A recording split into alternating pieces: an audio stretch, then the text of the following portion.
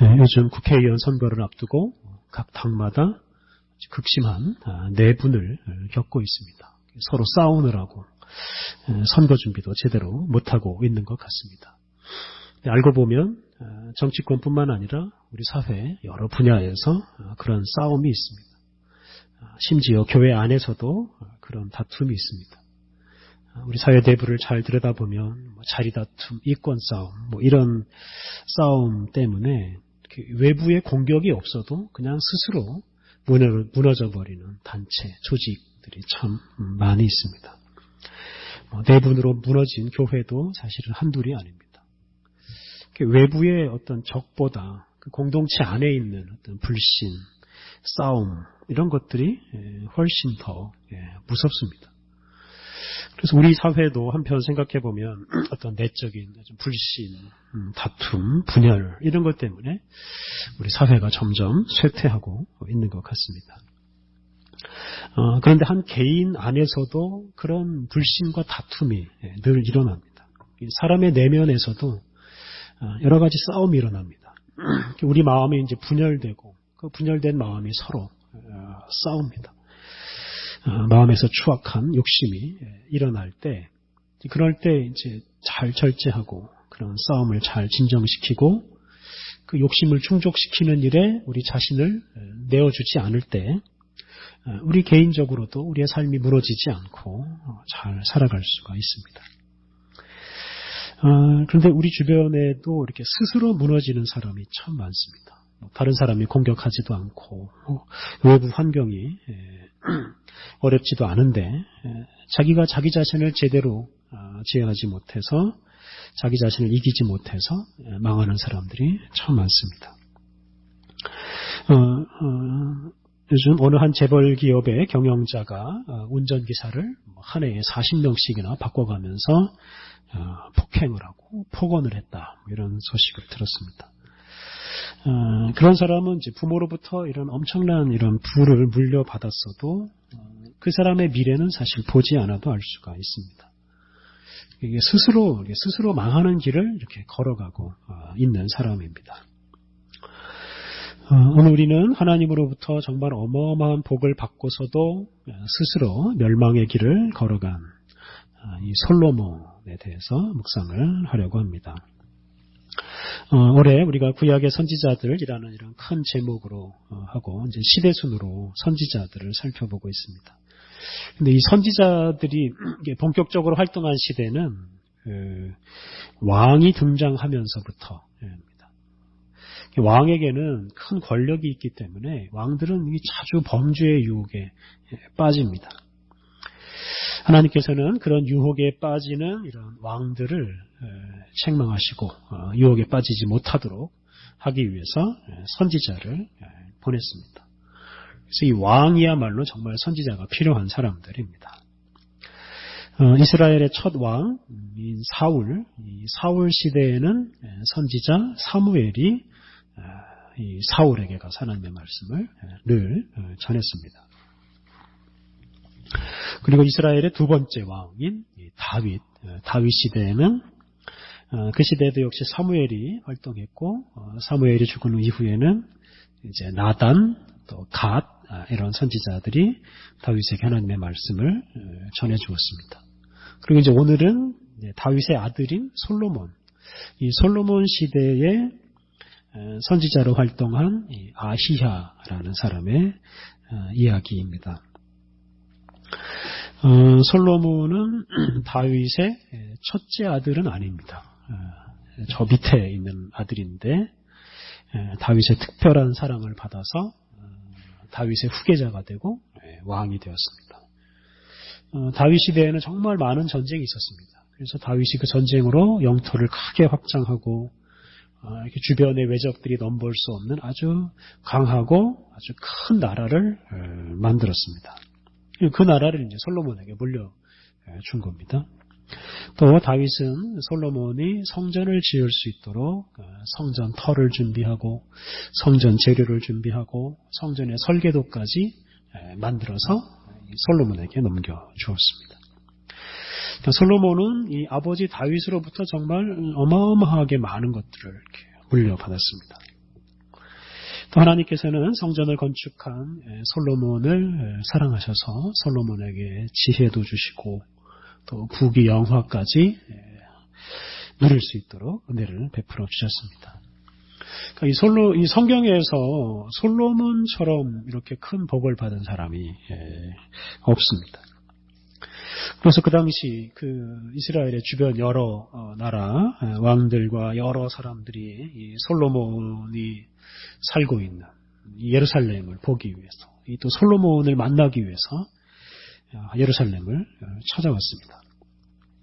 그래서 예루살렘을 찾아와서 하나님 앞에 예배하고 솔로몬을 만나서 솔로몬에게 예물도 바치고 이렇게 했습니다. 솔로몬이 얼마나 행복하고 얼마나 자랑스러웠겠습니까?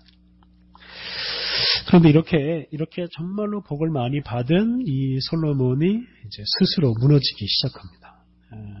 오늘 우리가 11장 26절부터 읽었습니다만 11장 1절 말씀부터 보면 솔로몬이 이방의 여인들을 사랑하기 시작했습니다.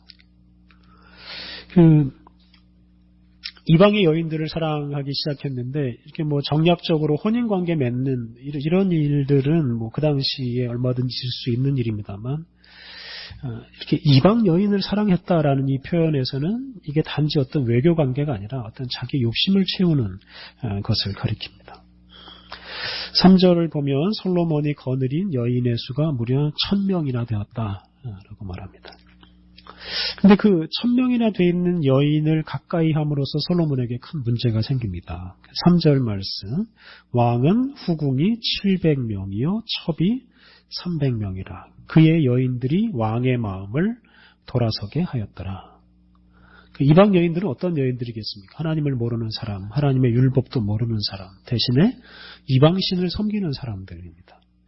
근데 이 여인들이 솔로몬의 마음을, 왕의 마음을 돌아서게 해버렸습니다. 그래서 이어지는 이제 말씀을 보면 솔로몬이 이 이방신들을 위해서 이 예루살렘에다가 이방신을 위한 신전들을 짓기 시작합니다. 이방신에게 제사하는 이런 시설들을 만들어 놓습니다.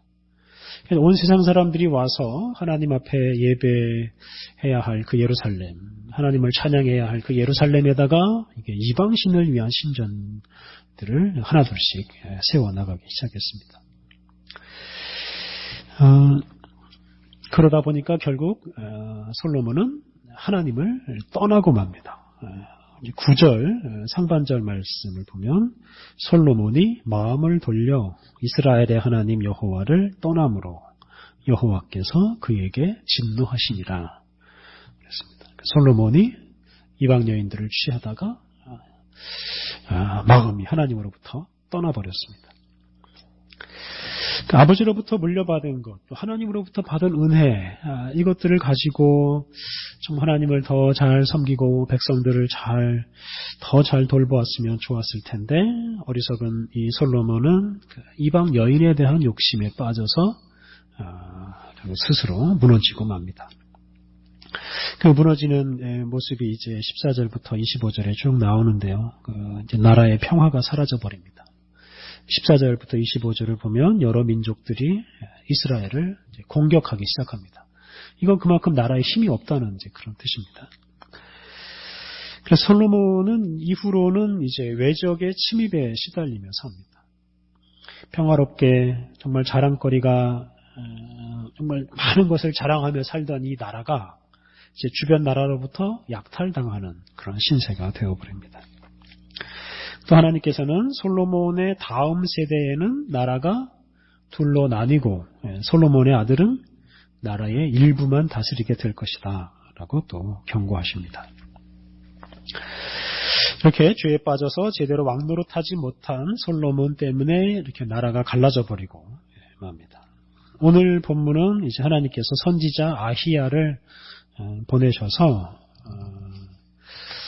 솔로몬을 배신하고 나중에 이제 나라를 차지할 한 사람을 예비하시는 이야기입니다. 26절에 이제 솔로몬을 배신할 사람 한 사람을 소개하는데요. 그 사람은 바로 여로보암입니다.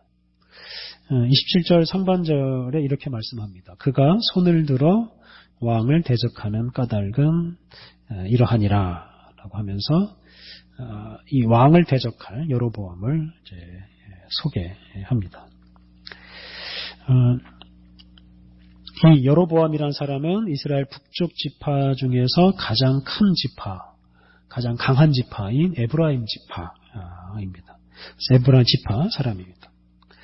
그래서 여로보암은 하나님께서 보낸 선지자 아시야를 이제 만난 다음부터 솔로몬을 배신하게 됩니다. 그러니까 하나님 때문에, 하나님께서 보내신 선지자 때문에 이 여로보암은 이 솔로몬의 신하가 아니라 솔로몬을 반역하는 사람이 됩니다. 그래서 여로보암은 아주 큰 용사였고 용감한 군인이었다라고 말하고 또 부지런한 사람이었다라고 말합니다. 솔로몬은 이 사람을 아주 높이 평가하고 그 건축하는 일에 그 동원된 요셉 지파는 이제 에브라임 지파와 므낫세 지파를 가리키는 말이기도 하고요. 이 북쪽에 있는 이 모든 지파를 가리키기도 합니다. 그래서 이 북쪽 사람들을 이제 다스릴 수 있는 그런 권한을 이 솔로몬이 여로보암에게 맡겼습니다. 그러니까 여로보암은 이렇게 솔로몬에게 아주 충성을 다하던 이제 신하였는데 선지자 아시야가 이 여로보암에게 온 이후로는 더 이상 솔로몬에게 충성을 하지 않게 됩니다. 선지자 아이야가 여로보암에게 와서 이제 이상한 행동을 하고 이 여로보암이 감당하지 못할 말을 전합니다. 30절부터 32절 말씀을 다시 한번 읽겠습니다. 아히야가 자기가 입은 새 옷을 잡아 12조각으로 찢고 여로보암에게 이르되 너는 10조각을 가지라. 이스라엘의 하나님 여호와의 말씀이 내가 이 나라를 솔로몬의 손에서 찢어 빼앗아 10지파를 내게 주고 오직 내 종 다윗을 위하여 이스라엘 모든 지파 중에서 택한 성읍 예루살렘을 위하여 한 지파를 솔로몬에게 주리니. 아히야가 자기가 입던 옷을 12조각으로 찢습니다. 이 새 옷인데 새 옷을 그렇게 찢어 버렸습니다. 12조각이 의미하는 것은 이제 이스라엘 12지파를 가리킵니다. 근데 그 12조각 중에서 10조각을 여로보암에게 줍니다. 그러니까 이거는 이스라엘 12지파 중에서 10지파를 이제 여로보암에게 맡긴다. 그래서 10지파는 네가 다스려라 이런 뜻입니다. 그리고 다윗의 후손 솔로몬의 아들에게는 이 한 조각, 한 지파만 준다라고 말합니다. 그러니까 이 솔로몬은 본래 이제 솔로몬이나 아들 르호보암은 유다 지파죠. 이 유다 지파 말고 이제 베냐민 지파, 한 지파를 이제 더 줍니다.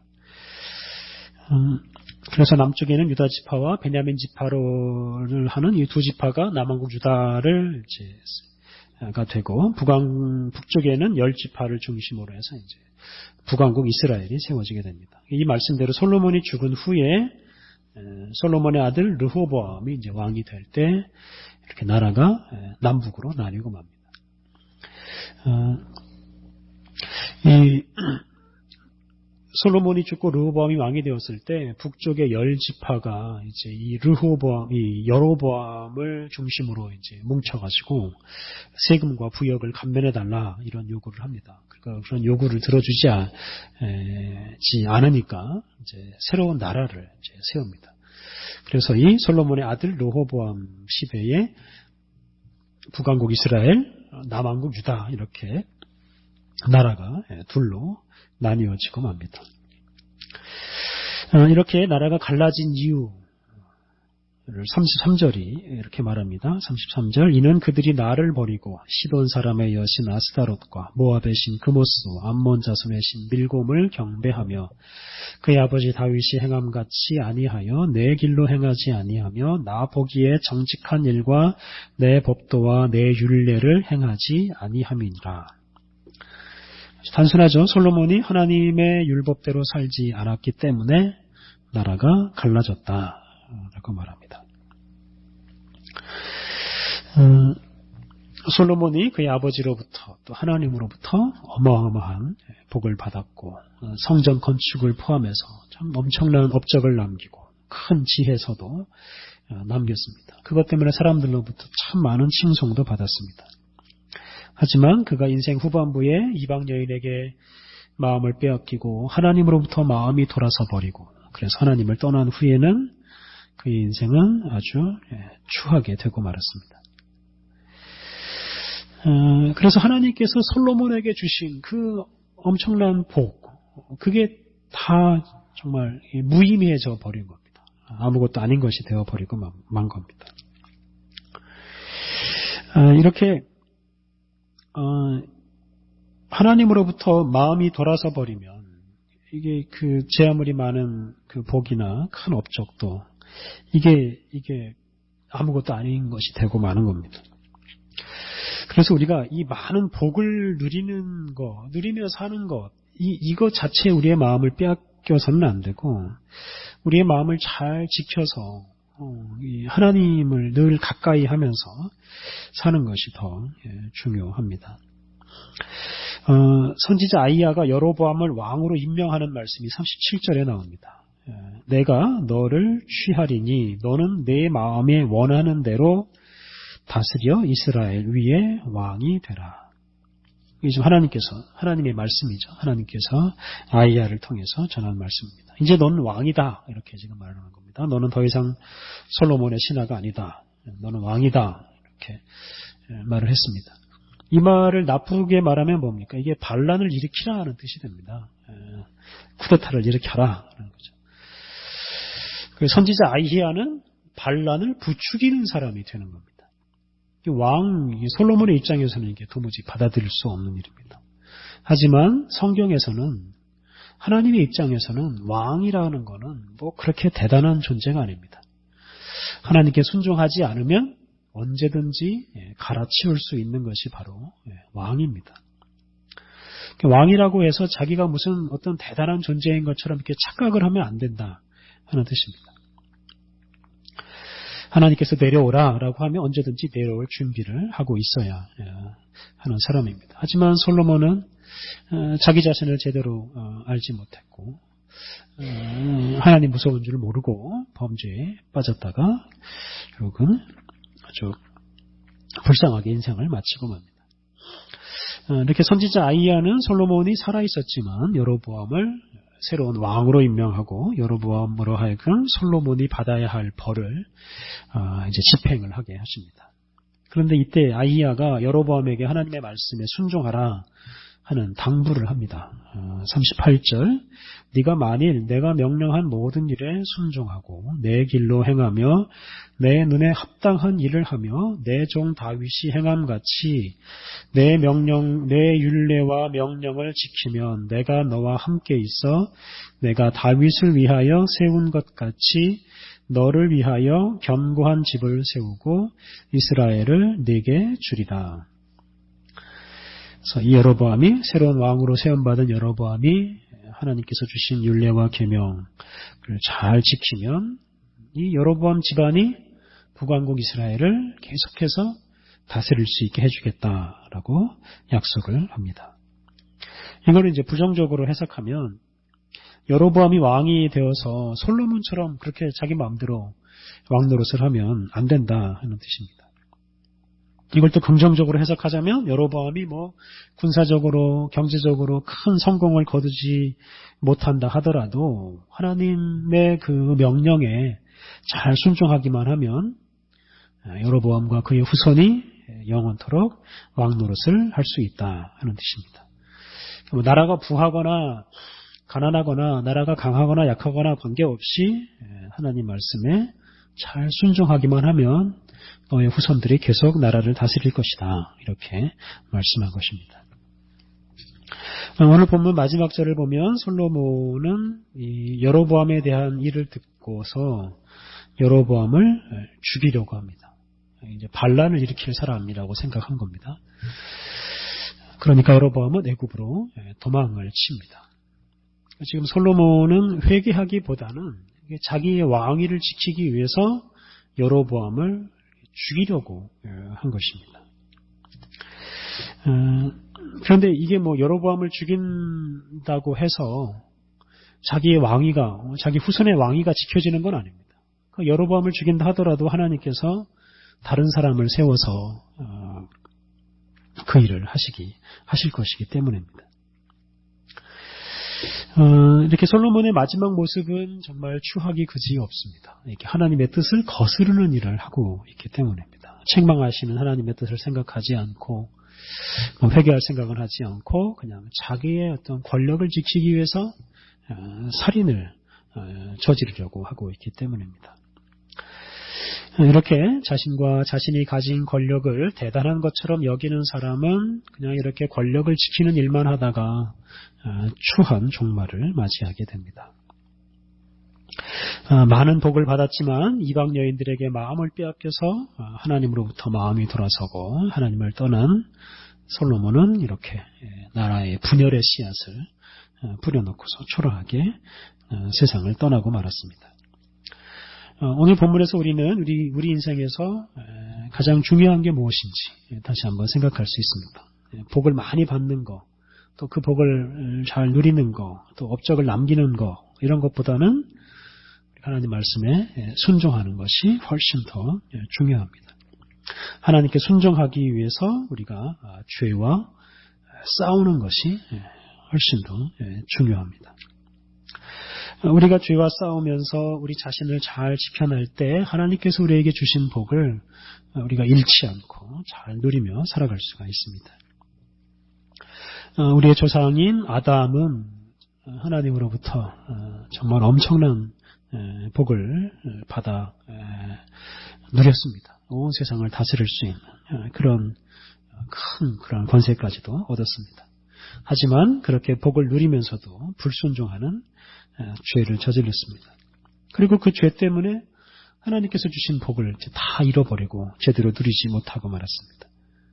그리고 이제 그 이후로 우리 인류는 그 죄의 문제 때문에 자꾸 넘어지는, 죄의 문제 때문에 스스로 망하는 그런 운명에 빠지고 말았습니다. 사람들은 늘 죄의 유혹을 이겨내지 못하고 늘 넘어지고 말았습니다. 그러니까 사람을 누가 이렇게 공격해서 망하게 한 것이 아닙니다. 악마가 사탄이 사람을 넘어지게 하고 망하게 한 것이 아닙니다. 사람이 스스로 죄에 빠졌고 그 죄 때문에 하나님께서 주신 복을 제대로 누리지 못하고 사람답지 못한 그런 인생을 살다가 결국은 이제 죽고 이 사망의 권세 아래 놓이는 그런 신세가 되어버렸습니다. 하나님께서는 이처럼 그 죄 때문에 스스로 무너져 버리는 이런 사람들을 긍휼히 여겨주시고, 그래서 이런 사람들을 건져내시기 위해서 하나님께서 친히 사람이 되어서 이 땅에 오셨습니다. 참 사람이신 우리 예수님은 인류를 대표해서 또한 인류를 위해서, 인류를 대신해서 죄와 싸우셨고 또 죄로 인해 철회된 그 사망의 세력과 싸우셨습니다. 그리고 마침내는 이 죄를 이기고 사망의 권세를 정복하셨습니다. 그래서 우리들도 죄를 이기고 사망의 권세를 정복할 수 있는 그런 은총을 예수님으로부터 얻을 수 있게 되었습니다. 우리가 예수님을 주님으로 영접하고 예수님의 은총 아래에서 살아갈 때 우리가 죄와 싸우고 사망의 세력을 이길 수 있는 힘을 얻을 수 있습니다. 그럴 때 우리는 우리의 죄 때문에 스스로 무너지지 않게 되고 우리는 무너지지 않는 영원한 인생을 살아갈 수가 있게 되었습니다. 사랑하는 성도 여러분, 우리 예수님의 은총을 힘입어서 우리 죄 때문에 스스로 무너지지 말고 죄로부터 우리 자신을 굳건하게 지키고 영광스러운 하나님의 자녀로서 영원토록 살아가시기를 바랍니다. 우리 함께 기도하시겠습니다. 하나님, 부귀영화를 누리는 것보다 하나님 말씀대로 사는 것을 더 소중하게 여기게 하옵소서. 욕심을 채우는 일을 멀리하고 죄와 싸우며 하나님의 자녀다운 인생을 살아가게 하옵소서. 우리에게 죄와 싸워 이길 수 있는 힘을 주시는 우리 예수님을 우리의 마음 깊이 영접하고 또 예수님께 순종함으로 죄를 청산하고 거룩한 길을 가게 하여 주옵소서.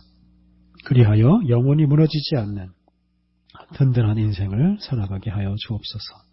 하나님, 죄로 인해 스스로 무너지는 사람들, 스스로 무너져가는 우리의 공동체, 우리 이 나라를 긍휼히 여겨 주옵소서. 우리들이 예수님께 온전히 순종하여 든든한 인생을 살아감으로 죄로 인해 무너지는 사람들에게 희망을 전하게 하여 주옵소서. 우리에게 영생을 가져오시는 예수님이 우리의 유일한 희망이심을 우리의 말과 우리의 삶으로 전하며 살게 하여 주옵소서. 예수님의 이름으로 기도드립니다. 아멘.